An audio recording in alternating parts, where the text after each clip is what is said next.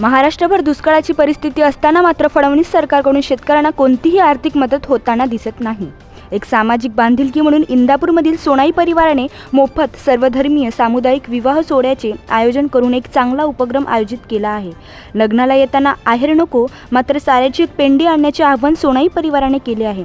जे सत्तेत असलेले सरकार समाज उपयोगी कोणतेही कार्यक्रम करताना दिसत नाही। नोटबंदी आणि वाढलेली आजची महागाई यामुळे खर्चिक लग्न प्रत्येकाला परवडणारे नाही आणि त्यामुळे सोनाई परिवाराने सर्वधर्मीय विवाह सोहळा आयोजित केला आहे।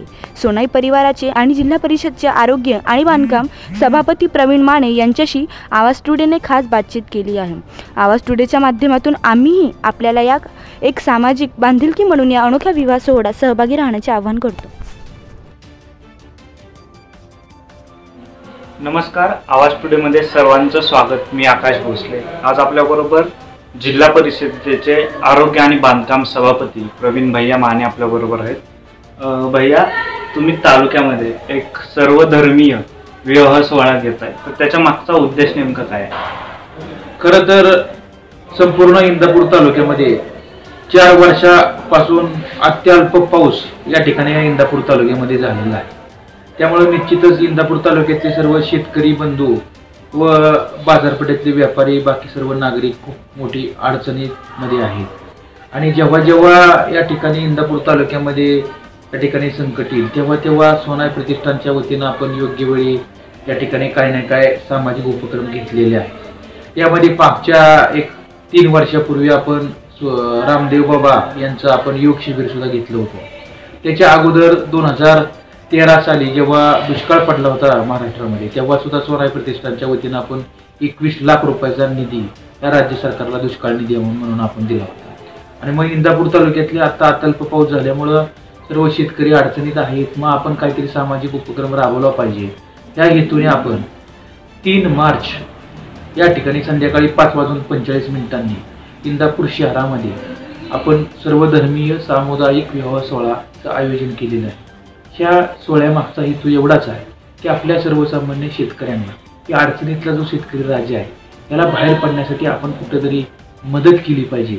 म्हणून आपण सोनाई परिवाराचे अध्यक्ष आदरणीय दशरथदादा माने यांच्या मार्गदर्शनाखाली आपण या ठिकाणी हा सोहळा आयोजित केलेला आहे। हा जो विवाह सोहळा आपण आयोजित केलाय तर याची नावनोंदणी कशी असेल आणि हा फक्त इंदापूर तालुक्यासाठी असेल की बाहेरचे लोक पण यामध्ये सहभागी होऊ शकतात? पहिल्यांदा प्राधान्य इंदापूर तालुक्यातल्या सर्व नागरिकांना या ठिकाणी दिलेलं आहे। त्यामध्ये आपलं इकडचं जर वराड असलं किंवा आपल्या इकडची मुलगी असली किंवा आपल्या इकडचा मुलगा असला आणि जर बाहेरच्या तालुक्यातला मुलगा असेल तर त्यामध्ये सहभागी होऊ शकतात।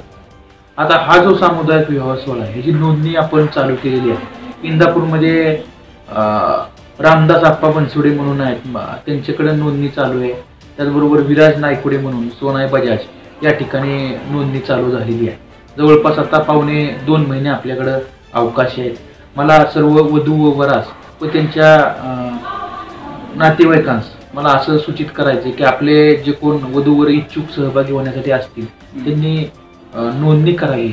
ह्या विवाह सोहळ्यामध्ये आपण या ठिकाणी सर्व वधू वरास पोशाख असेल, त्यांना मंगळसूत्र असेल, त्याचबरोबर जोडवं असेल आणि त्याचबरोबर त्यांना लागणाऱ्या जीवनावश्यक वस्तू असतील त्या आपण सोनाई प्रतिष्ठानच्या वतीनं मोफत देणार आहोत आणि असा परिपूर्ण असा विवाह सोहळा आपण आयोजित केलेला आहे आणि एक सामाजिक उपक्रम सोनाई प्रतिष्ठानच्या वतीने। ह्याच्यामध्ये तुम्ही म्हणाला की सर्वधर्मीय हा असेल तर प्रत्येक धर्माचा विधी तर तो कसा लावला जाईल?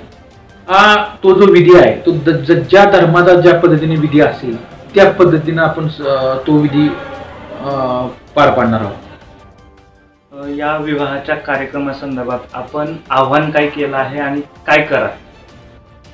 आता आव्हान आम्ही असं केलेलं आहे की आपल्या भागामध्ये दुष्काळजन्य परिस्थिती निर्माण झालेली आहे।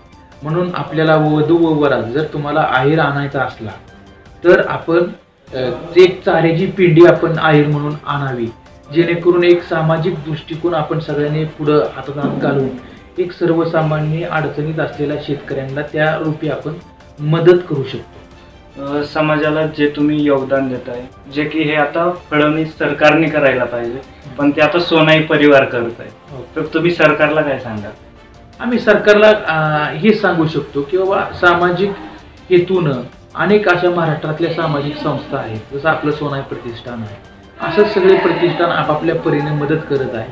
अशाच पद्धतीनं सरकारने सुद्धा असे जी काही प्रतिष्ठान काम करत असतील समाजासाठी त्यांचं आपण या ठिकाणी निश्चितच योग्य प्रकारे त्यांनी दखल घ्यायला पाहिजे.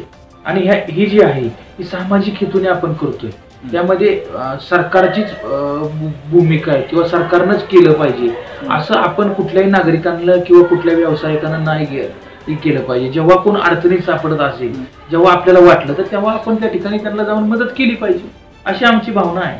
ठीक, आवाज टुडेला बोलल्याबद्दल धन्यवाद.